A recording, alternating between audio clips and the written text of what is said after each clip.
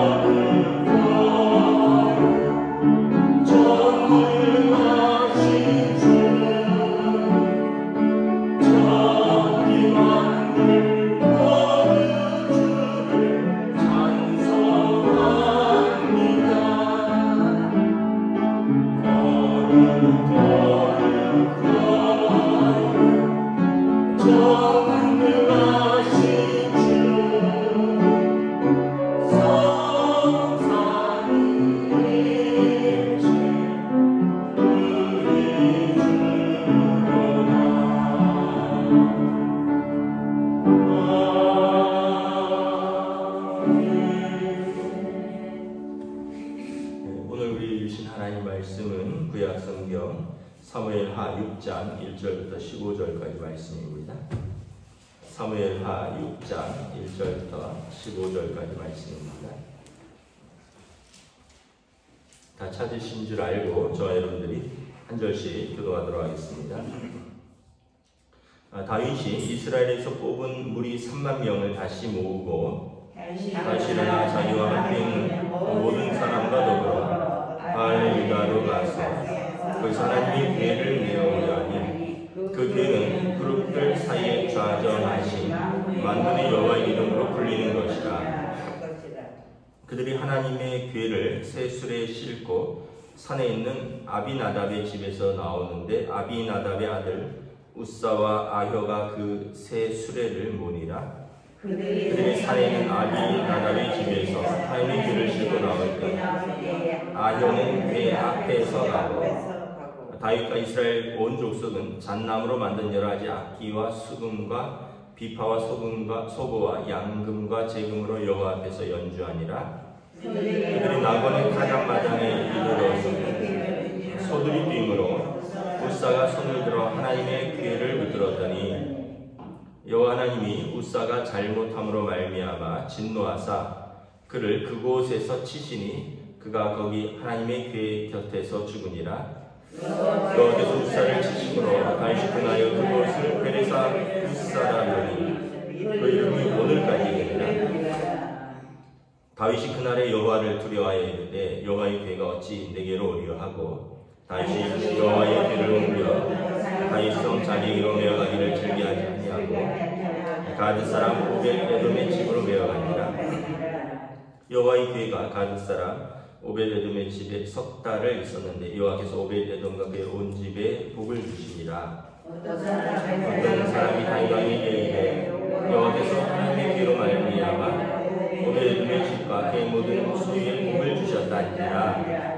다윗이 가서 하나님의 궤를 기쁨으로 메고 오벳에돔의 집에서 다윗성으로 올라갈새 여호와의 궤를 맨 사람들이 6걸음을 가매 다윗이 소와 살찐 송아지로 제사를 드리고 다윗이 여호와께서 힘을 다하여 춤을 추는데 그때 다윗이 궤의 옷을 입었더라. 함께 읽습니다. 다윗과 온 이스라엘 족속이 즐거이 환호하며 나팔을 불고 여호와의 궤를 메우니라. 아멘. 할렐루야. 예, 오늘도 우리에게 새날을 주셨습니다. 우리 주님 주시는 은혜와 평강이 가득하시기를 축복합니다. 다윗 왕이 이제 예루살렘에서 완전히 이제 안정을 찾았죠. 12지파의 왕이 되고 예루살렘을 다윗 성으로 이름하고 이제 해야 될 일은 뭐냐면 예전에 사울 왕 때 블레셋에게 빼앗겼던 그 언약궤를 다시 찾아온 것입니다. 그때 블레셋에서 언약궤를 빼앗겼는데 그때 블레셋 사람들이 자신들의 그 신전 다곤 신전 앞에 언약궤를 승리의 제물로 놔뒀다가 다곤 신전이 쓰러지고 다곤 신상에 목이 부러지는 사건이 있었죠. 그래서 이제 그것을 이제 떠나 보내는데 이제 한 번도 이제 새끼를 낳고 그 새끼를 낳고 이제 한 번도 수레를 메어보지 않은 어미소에게 수레에 이제 언약궤를 싣고 떠나보내죠. 그래서 만약에 그 수레가 곧바로 쭉 가면 이것은 그들의 하나님, 이스라엘의 하나님이 이제 블레셋에 노한 것이고, 만약에 수레가 뭐 다시 돌아온다든지 또 좌충우돌을 하면 우연히 벌어진 일이다. 왜냐하면 새끼를 막 낳았으면 그 어미소가 짐승이라도 본능이 있잖아요. 자기 새끼를 떼어놓으면 자꾸 뒤를 돌아보게 되어 있죠. 여러분, 개나 고양이도 저도 뭐 이런 영상 보니까 자기 새끼를 엄청 아끼더라고요. 사람만 그런 게 아니라 짐승들도 자기가 낳은 새끼는 뭐 와서 이렇게 막 핥아주고 이렇게 엄청나게, 이거 본능인 거죠. 그래서 어미소가 새끼를 낳았는데 그 새끼를 떼어놓고 두 마리가 곧바로 올라간다면 이것은 하나님의 뜻이다. 그런데 어미새들이 울면서 곧바로 올라갔다라고 나왔죠. 그래서 그 언약궤가 지금 어디 있냐면 바알레 유다라는 곳에 이제 거기에 언약궤가 있는 것입니다. 이제 다윗이 이것을 예루살렘으로 이제 모셔오겠다. 그래서 대단히 큰 준비를 합니다. 무려 3만 명의 군사를 모으고요. 또 5절에 보면 잣나무로 만든 여러 가지 악기와 수금과 비파와 소고와 양금과 제금으로 여호와 앞에서 연주하니라. 많은 악기와 많은 군사들로 대대적으로 이제 성대하게 모시는데 중요한 실수가 있어요. 뭐냐면 이것은 언약궤는 출애굽기와 레위기에 보면 이스라엘의 그 레위 지파, 특별히 그 고핫 자손이 어깨에 매도록 되어 있습니다. 언약궤는 지금 우리 강단 사이즈 정도 된다고 보시면 될 거고요. 이쪽에 조각목, 아카시아 나무로 이렇게 나무 만든 다음에 이걸 금으로 다 칠했죠. 그리고 고리를 만들어서 이 봄으로 이제 꿰어놨습니다. 그리고 레위 지파의 고핫 자손이 이것을 어깨에 매도록 되어 있어요. 예전에 그 블레셋에서 다곤 신전에서 사람들이 그 안에 뭐가 있는가 열어보다가 큰 화를 당했는데 그 안에는 이제 그 십계명, 그리고 아론의 쌍난 지팡이, 대제사장, 그리고 만나 항아리가 있다 그랬죠. 근데 사실은 이제 그것보다도 그 궤는 2절에 보면 2절에 보면 만군의 여호와의 이름이 그 그룹들 사이에 좌정하고 계시다. 그 언약궤의 뚜껑이 어떤 식으로 되어 있냐면 천사들이, 그룹들은요 천사들입니다. 두 천사가 날개를 펴서 이렇게 덮고 있는 그런 형국인데 이게 이제 그룹들이 이제 그 뚜껑인데 이 뚜껑의 이름이 속죄소입니다. 속죄소. 1년에 한 번 대제사장이 나팔절에 이제 새해가 시작되고 대속죄일에 한 번 들어와서 양의 피를 그 속죄소 언약궤 뚜껑에 바르면서 자신과 백성들을 속죄를 위해서 기도하며 하나님께서 그곳에 임재하시고 대제사장과 백성의 죄를 용서해 주시는 그래서 하나님의 임재의 장소입니다.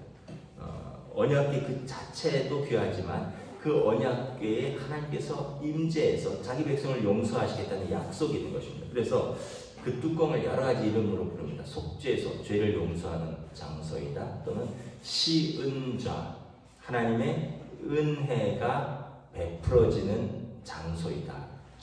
그 보좌이다. 이런 뜻입니다. 속죄소, 시은좌, 영어로는 mercy seat, 자비의 그 보좌입니다. 이 언약궤는 그래서 하나님께서 자기 백성들에게 임재하신다는 표시인 거죠. 그런데 이것을 다윗이 이제 아마 오랫동안 이 언약궤가 다른 장소에 있다 보니까 잊어버렸든지 아니면 뭐 좀 더 잘 모시려고 사람들의 어깨에 매면 더디 오잖아요. 그래서 오늘 본문에 보면 3절에 수레에 실습니다. 나름대로 새 수레를 준비하고 그리고 아마 이제 잘 모시려고 했겠죠. 그런데 수레를 싣고 나오는데 이제 소나 말들이 6절에 보면 어떤 타작마당에 이르러서 무슨 사건이 있었는지 소들이 뛰었어요. 그러니까 언약궤가 이렇게 수레가 뛰니까 언약궤를 붙들었어요. 우사라는 사람이. 근데 이 언약궤를 붙든 우사가 하나님의 진노로 즉사했다는 거죠. 말씀드렸지만 언약궤는 누구도 건들면 안 되고요. 이것은 언약궤는 제사장들이 어깨에 메고 옮기는 거지 그것도 채 꿰서 하는 것이고 대제사장도 1년에 한 번 어린 양의 피를 바를 때만 그 뚜껑을 붙드는 거지 사람들이 함부로 궤를 붙들면 안 된다는 거죠. 그래서 하나님께서 이것은 레위 지파 고핫 자손이 어깨에 채를 꿰어 매도록 되어 있는데 다윗이 아마 뭐 더 잘 모시려고 그랬는지 아니면 잊어버렸든지 여러 가지 어떤 사건 속에서 수레에 실었다가 소들이 뛰니까 수레가 흔들리니까 이것을 붙잡고 즉사하는 사건이 있었다는 거죠. 그래서 다윗이 두려워해서 이거 못 모셔오겠다. 하나님께서 이렇게 진노하신 걸 처음 봤거든요. 그래서 다윗의 언약궤의 길을 오벳 에돔의 집으로 모셔갑니다. 그리고 오벳 에돔의 집에 석 달을 있었는데 그곳에 하나님이 복을 주셨다. 우리가 이렇게 좀 생각을 해볼 필요 있어요. 지금은 언약궤가 있는 시대는 아닙니다. 지금 뭐 언약궤가 있는 건 아니니까. 그런데 우리가 예배드리는 자세와 태도에 대해서 한번 생각을 해봐야 돼요. 여러분 우리가 어떤 사람의 인격은 어떻게 알 수 있느냐면 다른 사람을 대하는 자세와 태도에서 그 사람의 인격을 알 수 있어요. 어떤 사람의 신앙을 어떻게 가장 잘 알 수 있는가? 하나님 앞에 예배드리는 자세와 태도에서 그 사람의 신앙의 모습을 또 잘 볼 수가 있죠.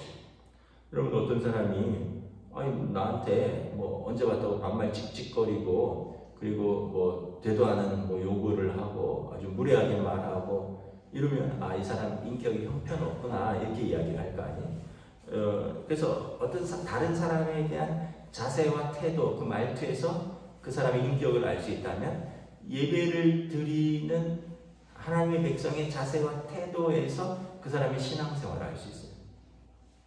그래서 그럼 예배를 어떻게 드려야 될까? 우리가 지금 언약궤가 있는 건 아니니까 예수님께서 말씀하셨죠. 요한복음에서 영과 진리로 예배 드려라. 신령과 진리로 예배를 드려라.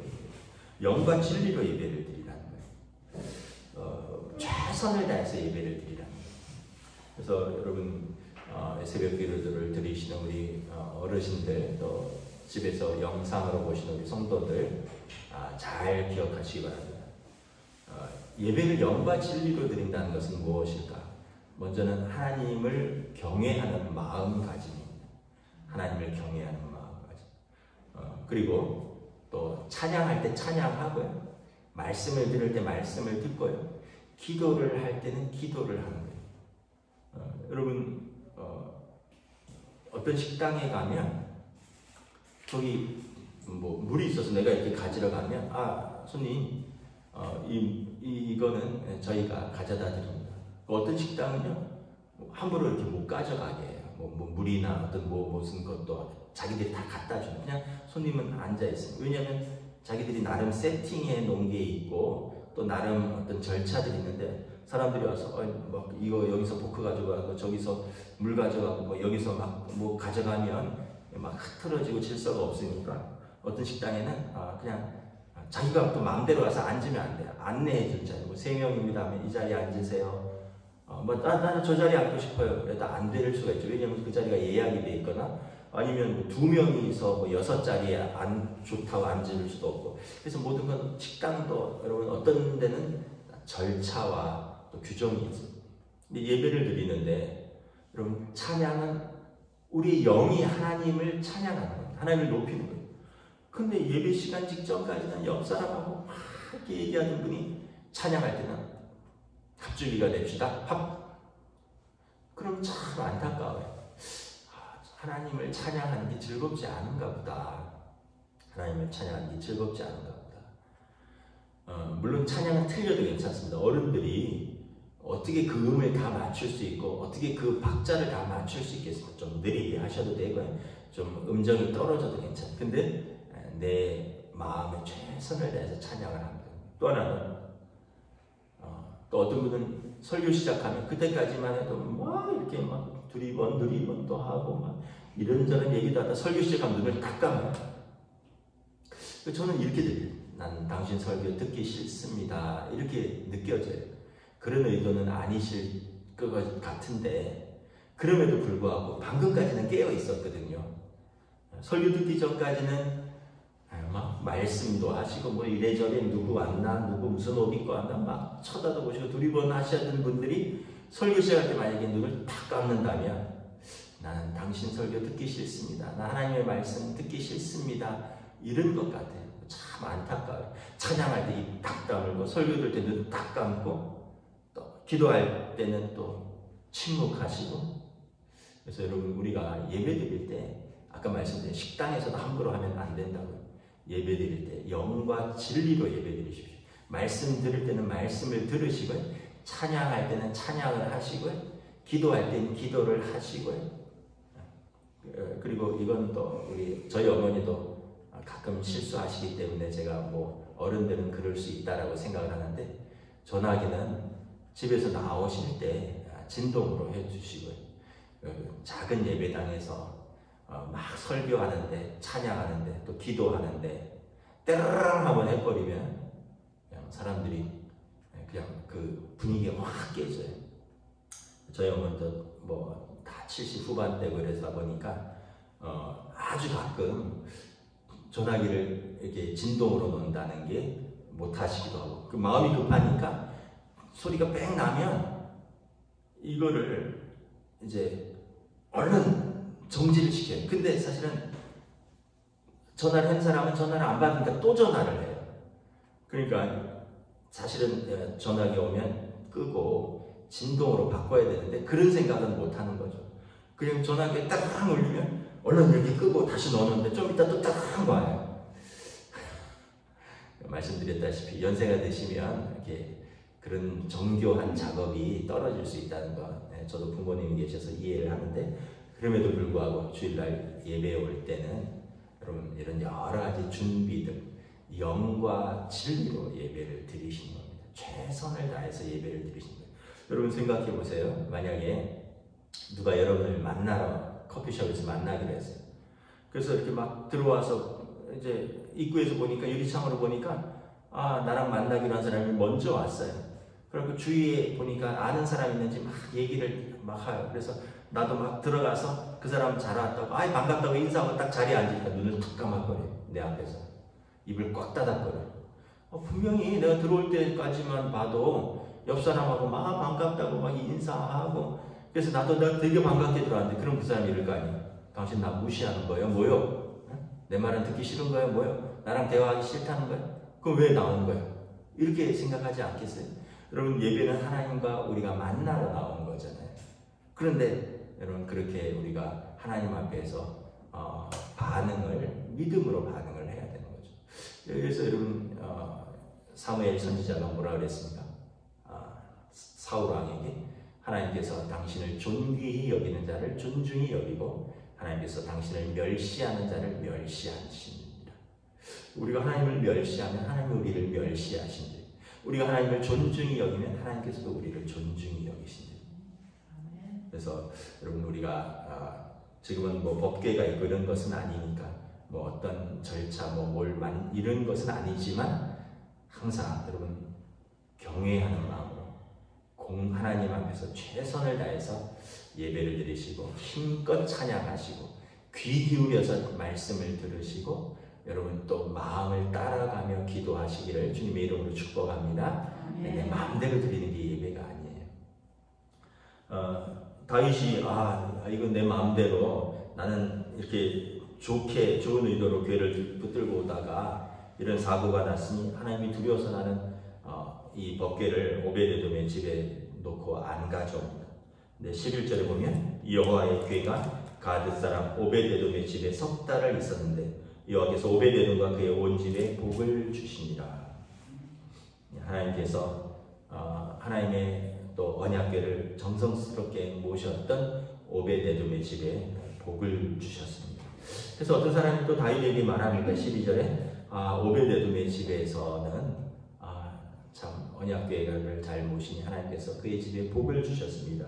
다윗이 다시 용기를 얻습니다. 그럼 절차대로 다시 잘 모셔오자. 그래서 13절에 보면 제사장들이 궤를 어깨에 맵니다. 그리고 기쁨으로 맵니다. 여러분, 예배는 기쁨으로 드리는 거예요. 그리고 감사의 제사를 드리면서 언약궤를 메웁니다. 그리고 14절에 하나님의 궤가 다윗성으로 들어오는데 너무 기쁜 거예요. 그래갖고 다윗 왕이 춤을 춥니다. 이렇게 왕이 춤을 춥니다. 그리고 온 이스라엘 백성이 즐거워합니다. 하나님의 궤가 이제 예루살렘 성으로 들어오니까. 여러분, 예배는 저는 기쁨으로 드리는 것이라고 믿습니다. 우리의 죄를 용서하신 예수 그리스도의 십자가의 복음이 선포되고, 우리를 그래서 죄인이라 부르지 아니하고 하나님의 자녀로 부르시고 우리를 영접하시는, 우리가 하나님 앞에서 기쁨으로 예배를 드립니다. 감사의 제물로 올려드리고 힘을 다해서 즐거워합니다. 여러분, 왕도 춤을 추고 왕도 찬양을 부르는데, 여러분, 우리가 입을 꾹 닫고 있으면 되겠습니까? 박수 치는 게 뭐 그렇게 어려워요, 여러분? 박수 치는 거. 여러분, 노래방 가면 박수 잘 치시던데, 어디 권사님들 놀러 가면 차 안에서 박수 잘 치시던데, 그런데 예배 드릴 때 박수 치자 그러면 그렇게 소극적이고 쑥스러워 하시는지, 하나님 앞에서 이렇게 박수 치는 거, 찬양하는 거, 그거는 그렇게 아끼시면 안 돼요. 여러분 뭐 노래 부르고 뭐 세상 가요 부르고 트로트 부르고 뭐 뽕짝 부를 때만 막 박수 치고 막 깔깔거리시는데 하나님 앞에서 예배드릴 때는 그러면은 하나님께서 참 우리가 정말 하나님을 기뻐할까? 여러분 항상 우리가 예배드릴 때 최선을 다해서 예배드리시길 축복합니다. 오베데돔의 집에 하나님이 복을 주셨더라. 우리의 마음을 하나님 받으신 우리가 무슨 다윗 왕처럼 무슨 그렇게 큰 재물을 드리고 우리가 다윗 왕처럼 어떻게 하나님 마음에 꼭 들겠습니까? 그런데 우리가 하나님을 기뻐하는 거예요. 하나님을 기뻐하면 우리도 하나님께서도 우리를 기뻐하셔. 여러분들도 자녀 있잖아요. 자녀를 만났는데 얘가 오랜만에 부모를 만났는데 입 꾹 다물고 외면하고 딱 감고 이렇게 경상도 사투리로 세피하게 이러면은 여러분 부모가 얘가 지금 나를 만나는 게 싫은가 보다. 근데 부모를 만났는데 장성한 자녀가 뭐 일주일에 한 번 또는 한 달에 한 번 오랜만에 부모를 만났는데 아버지 어머니를 기뻐하고 아버지 어머니랑 따뜻하게 말을 하고 맛있는 걸 대접하고 따뜻한 차 한잔하고 이러면 부모 마음이 흡족하겠죠. 근데 그렇게 어렵게 또는 오랜만에 만나는데 그렇게 외면하거나 딴짓하거나 저도 가끔 혼나는데 부모 만났는데 핸드폰이나 하고 있고 여러분 그러면 부모님 마음이 부모님에 대한 예의가 아니죠. 우리가 하나님 앞에서 예배드리는 자세를 얘기하면 똑같습니다. 하나님 앞에 예배드리는데 핸드폰이나 하고 있고 눈이나 감고 있고 딴짓이나 하고 있고 이러면 하나님께서도 예배를 기뻐하며 드리지 않는구나. 그냥 나중에 선지서에 보면 내 마당만 밟는구나 이런 표현이 있어요. 여러분 우리가 하나님 앞에서 하나님을 즐거워하시고 우리 구원을 주셨잖아요. 우리의 죄를 용서하셨잖아요. 우리의 행위대로 갚지 않으시고 우리 죄를 용서하신 그 구원의 복된 은혜를 주신 하나님을 기뻐하고 감사하고 여러분 힘써서 예배드리실 때 오늘 오베데돔의 집에서처럼 하나님께서 그 예배하는 자들에게 복을 주실 줄 믿습니다. 기도하겠습니다. 하나님 은혜를 감사합니다. 오늘 다시 한번 말씀을 통해서 우리가 다시 한번 우리의 예배의 자세와 태도를 돌아봅니다. 다윗이 인간적인 방법으로 그 절차와 또 그 율법을 무시하고 수레에 법궤를 싣고 오다가 소가 뛰므로 언약궤가 흔들리니 웃사가 그것을 잡았고 그로 말미암아 하나님이 진노하사 그것을 쳐서 그가 죽은지라 나와 있습니다. 반면에 오베데돔의 집에 석 달을 언약궤가 있으며 하나님께서 오베데돔의 집에 복을 내리셨다라고 말합니다. 다윗이 하나님께 문제가 있는 것이 아니라 내가 하나님께서 주신 방법대로 절차대로 움직이지 않은 나에게 문제가 있구나. 다시 율법대로 제사장들의 어깨에 메고 그것을 이제 드려올 때 온 이스라엘이 기뻐하고 감사하고 찬양하며 예물을 올려드리며 그 앞에서 하나님 앞에 기뻐할 때 하나님의 괴가 다윗성에 입성하는 것을 바라봅니다. 우리의 예배도 우리가 어떤 장소에서 또 어떤 모습으로 예배를 드리든지 하나님을 경외하는 마음가짐, 또 우리가 예배에 최선을 다해서 참여하고 또 우리 영이 찬양은 우리 영이 기도하는 것이요 또 누군가 대표 기도할 때는 우리를 대신하여 그분의 기도가 하나님 앞에서 올라가는 향기로운 흠향하는 향기요 또 하나님 말씀은 우리에게 영적인 양식이오니 우리가 하나님 앞에서 드리는 모든 예배를 최선을 다해서 기쁨과 감사로 드릴 수 있는 복된 우리들로 그래서 하나님의 복이 예배드리는 자들에게 임할 수 있도록 은혜 베풀어 주시옵소서. 감사를 드리오며 우리 주 예수 그리스도 이름으로 기도드리옵나이다. 아멘. 하늘에 계신 우리 아버지의 이름을 거룩하게 하시며 아버지의 나라가 오게 하시며 아버지의 뜻이 하늘에서와 같이 땅에서도 이루어지게 하소서. 오늘 우리에게 용할 양식을 주시고 우리가 우리에게 잘못한 사람을 용서하여 준 것 같이 우리 죄를 용서하여 주시고 우리를 시험에 빠지지 않게 하시고 악에서 구하소서. 나라와 권능과 영광이 영원히 아버지의 것입니다. 아멘.